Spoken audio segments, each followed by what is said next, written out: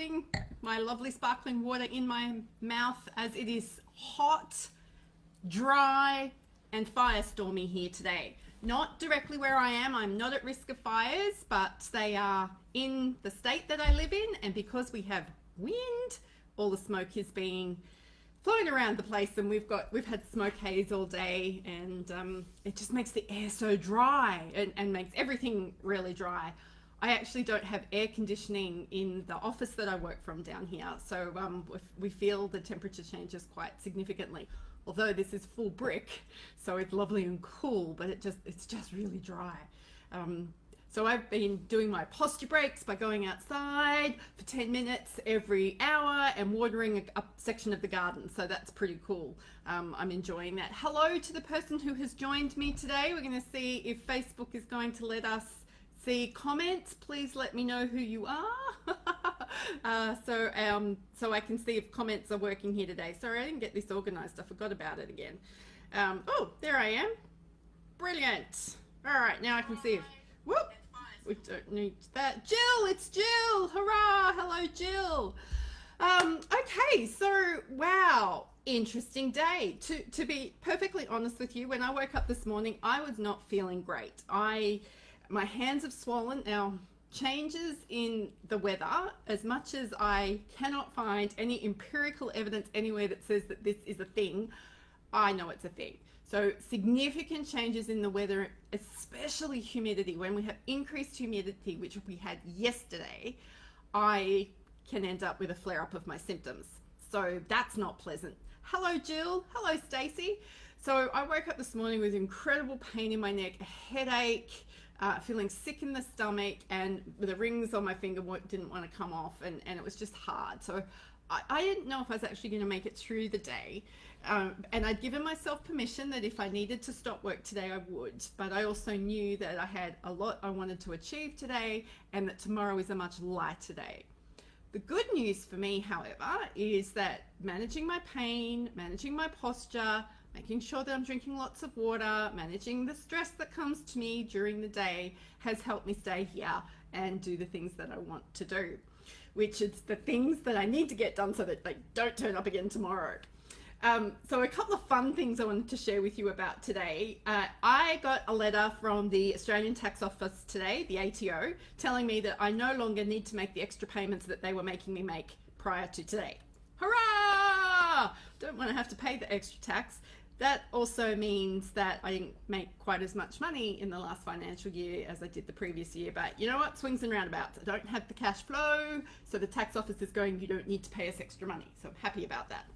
So that was nice. And they send you a letter, so yay for that.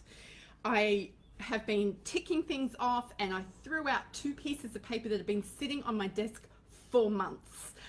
One of them was a testimonial that a Purple Co client wrote for us that I wanted to create into a meme. No personal information was exchanged. The only way he would ever know that it was him is if he remembered what he wrote on the testimonial. But that's pretty cool. So I got that done, and I managed to also, and so it's all in the shredder, and that's very exciting because there are more pieces. Every time I open a drawer, I have found another pile of paper that I have simply put away, which is not a smart way to manage paper or information at all. The other thing that, something else that I did today, which was awesome, I got to do a brand new consult with a client, which was great. I'm getting a lot of people coming to me going, I'm stuck with knowing what I need to do in the next stage of my work and my life, and need someone to help me work out what it is that I can do, which I love. So really getting stuck into who you are and how you want to show up in your world, and what choices do you have, and what's going to be the natural next step for you. So that work lights me up. So if anyone's interested in doing some work around that with me, I am all for you. I've got space at the moment for one-on-one coaching clients, so you are welcome to get in touch and go, Joe, how do we do that, and how do we make that happen? Thirsty Joe. I then got to speak to the fabulous Marisa Lawton, and if you don't know Marisa and you want to get an online product or a leveraged product up and running, you may want to get in touch with her. She is pretty friggin' awesome. She planted the seed of an idea in a conversation around a bar last week, and I can assure you, the Entrepreneurial Clinician Learning Community will be launched tomorrow. the 1st of November. I am launching it tomorrow. That was birthed out of the Therapy Reimagined end of conference drinks just sitting around, and it's such a fabulous idea and such an easy way for me to be able to communicate and for people to be able to access me without needing the time. Anyway, it's really cool. You'll see it tomorrow. I'm holding on going, oh, I can't wait to share it. But you know what? Get excited. It's going to come. And the imagery that we've used to promote this thing is a lot of fun as well. So that's pretty cool. Oh, the last thing. So you know how yesterday I spent all of that time writing one policy and procedure around information security? Well, I had to go back and write another 2 today, which didn't take me anywhere near as long. And I knew what I was looking for and how I was needed to go and access information and how to apply it into the business. So I sent it off to the customer who's wanted it. And I'd rung them first going, hey, just want to check in and make sure I'm giving you what it is that you're looking for. This is far outside my knowledge and expertise. I'm learning a lot, but I don't want this to drag on. I want to be able to finish it and make sure that you've got everything that you need. So I get an email back. Can I read it to you? Well, I'm going to read it to you. So, hi Joe, we really appreciated the effort you and your team have put into completing these key processes. Very comprehensive documents and very easy to follow. How cool is that? We value your commitment on developing the communication protocols, because I said there's one piece of work we can't do because we need to involve other people. And we have now closed the remedial actions that you needed, and we look forward to continuing our work with you. Hurrah!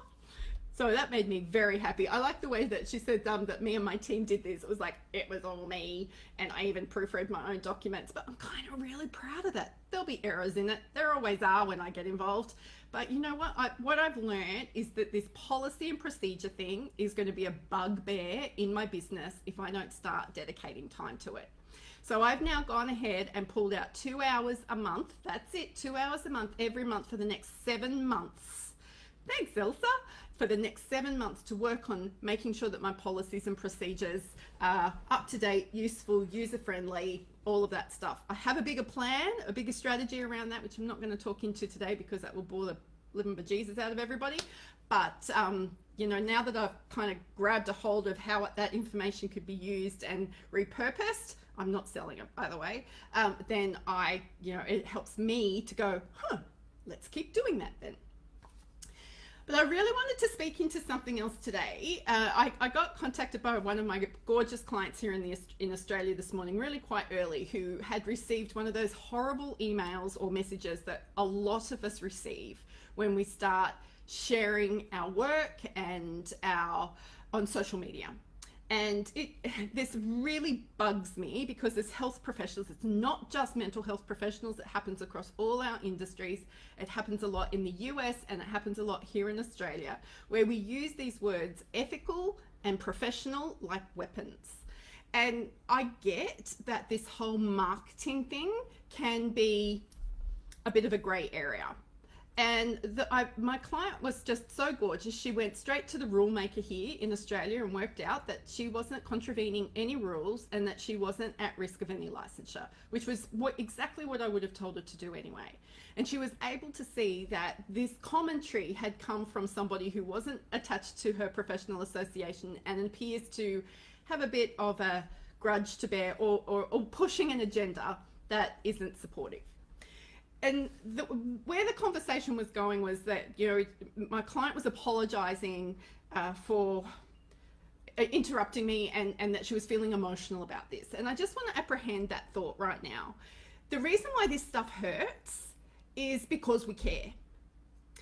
If you're doing anything illegal, if you're doing anything knowingly illegal, if you're participating in creating a power dynamic between yourself and your clients, which is illegal through marketing, you would not feel bad about that. If you were knowingly doing that, you wouldn't care. The reason why those of us who really take our work seriously get so wounded and hurt by these accusations is because we care. Anything that threatens our ability to practice and do the work that we are called to do, remember, this is just not some random job. It hurts us. We take it personally because we work in a very personal way. So 2 things from this conversation I really want you to take away. Number 1, if you're going to start throwing around unethical and unprofessional behavior, do not do it on social media. Number 2, be really, really clear about what you mean by ethics and profession, or ethical behavior and professional behavior. And please make sure that you are not engaging in some bullying, harassment, or power dynamic in throwing those words around. This is not an excuse for people to act unethical or unprofessional. I just think the pendulum swings way too far and we end up being very unhelpful to each other and lacking of support of each other. Did I just see Amy? That's very cool. It's not okay. And I get that our professional associations are way behind the time in creating the rules for us around how we can market ourselves, particularly in a day and age where everything moves so fast and online is where it's at for everybody, including our clients. Our professional associations are not going to tell us to take stuff down and stop using social media, because it is a way that people who need our help can actually access our help. The problem is that these professional associations are not designed to be the marketing police. They are not designed to, help us make those decisions. So we need to have some realistic expectations about what they can do, and we need to take personal responsibility to understand our ethical obligations and the rules of engagement and our professional behavior. And that is going to look a little bit different based on where you are, where you were trained, who you're accredited with, who you're responsible to, and your own sense of what is moral and ethical. And yeah, I'm preachy today because I was really upset on behalf of this client, because I know how much she cares. And I know how hard it has been for her to put herself out publicly because she did not want this ridicule pushed at her. And you know what? She was able to move beyond it, and I was able to help her reframe that the reason why it hurts so much is because she cares. I would be more worried if she didn't care and she thought that this was funny.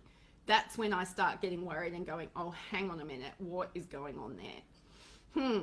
So there you go. If you think somebody needs to hear this, or if you think that there are groups of people who need to be inspired and encouraged and understand the difference on how we can use this language to affirm rather than belittle, then please feel free to share this video. I would be more than happy for you to do that. Kelsey Pope, welcome to the day. It is great to have you here. Okay, so all in all, I'm feeling pretty chuffed. I tell you what, receiving that email telling me that I had done a good job on my documentation and my policy and procedure made me feel really darn good. But I'm not writing policies and procedures for anyone else, just putting that out there. I am really looking forward to talking to you tomorrow when I'm going to share with you, the Entrepreneurial Clinician Learning Community, and you'll be able to buy your foundational membership tomorrow. Just going to go and do my perfectionistic thing and tweak some of the wording that I've got on the copy because I've slept on it now. But until tomorrow, go be your awesome self.